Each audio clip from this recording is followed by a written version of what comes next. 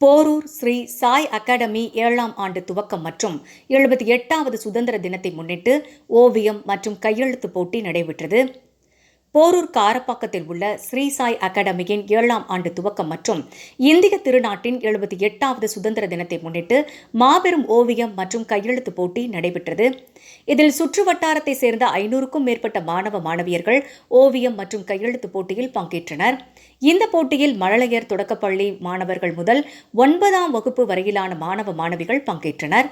குறிப்பாக 78வது சுதந்திர தினத்தை முன்னிட்டு நடைபெற்ற போட்டி என்பதால் இந்திய திருநாட்டின் சுதந்திரத்திற்காக போராடிய காந்தி, நேதாஜி, சுபாஷ் சந்திர போஸ், நேரு, அம்பேத்கர் புகைப்படங்கள் மற்றும் அதனைத் தொடர்ந்து தேசிய பறவைகள், தேசிய பூக்கள், தேசிய விலங்குகள் போன்ற புகைப்படங்கள் மற்றும் இந்திய வரலாறு குறித்து கட்டுரை எழுதி மாணவ மாணவிகள் அசத்தினர்.